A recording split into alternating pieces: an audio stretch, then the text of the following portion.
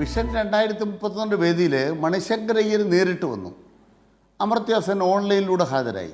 രണ്ടുപേരും കേരളത്തോട് സംസാരിച്ചു. അവർ പറഞ്ഞതിനോടുള്ള വിയോജിപ്പ് എന്താണ്? അതാണ് കോൺഗ്രസ് വ്യക്തമാക്കേണ്ടത്. അവർ പറഞ്ഞതിൽ അടിസ്ഥാനപരമായി എന്ത് പിശകാണ്?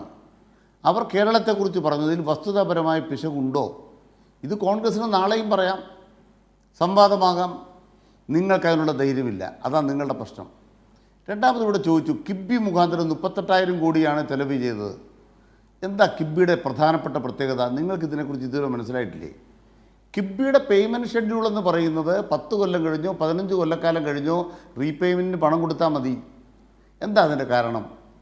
കിബി അന്താരാഷ്ട്ര നിലവാരത്തിൽ റേറ്റിംഗ് ഉള്ള ഒരു ബാങ്കിന് തുല്യമായ ഏജൻസിയാണ്. RBI അംഗീകാരമുള്ള സ്ഥാപനമാണ്.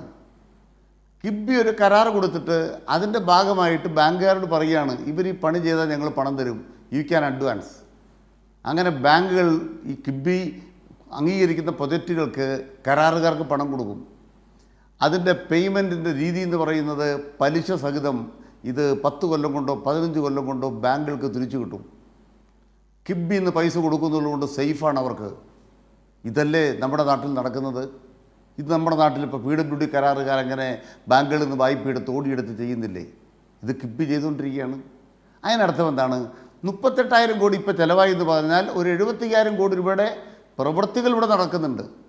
അതിൽ ക്ലെയിം വന്ന ബില്ലുകൾ പണം കൊടുക്കേണ്ടി വന്ന ഇപ്പോൾ, ബാക്കി ഡെഫേർഡ് പേയ്മെൻറ്റാണ്, അത് കുടിശ്ശികയല്ല. ഇത് മനസ്സിലാക്കാൻ, ആ സംവിധാനം പോലും മനസ്സിലാക്കാൻ പറ്റാത്തവരാണ് കേരളം ഭരിക്കാൻ ഇറങ്ങിത്തിരിക്കുന്നത്. കിബിയെക്കുറിച്ച് അറിയാൻ വയ്യാത്തവർ ഭരിക്കാൻ വന്ന നാട് തകരൂല്ലേ? നിങ്ങൾ സ്വയം പരാജയപ്പെടുത്തുകയല്ലേ? യെസ്. ഞാൻ ചോദിക്കുന്നത്, ബഹുമാനപ്പെട്ട KC വേണുഗോപാൽ ഇന്നലെ ഒരു അടുക്കളയിൽ പോയി വിലക്കയറ്റത്തെക്കുറിച്ച് സംസാരിക്കുന്നുണ്ടോ? അതിദാരിദ്ര്യമുക്ത കേരളം കളവായിരുന്നെങ്കിൽ ഒരു വീട്ടിൽ വേണുഗോപാൽ പോകത്തില്ലേ?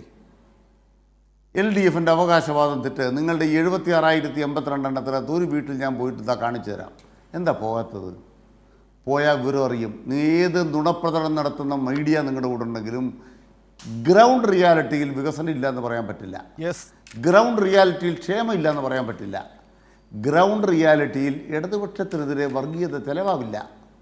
തൽക്കാലം മുസ്ലിം ലീഗും ജമാഅത്ത് ഇസ്ലാമി നടത്തുന്ന ഓതിക്കൊടുക്കലുകളൊക്കെ ചിലയിടത്ത് ചിലവായിരിക്കും.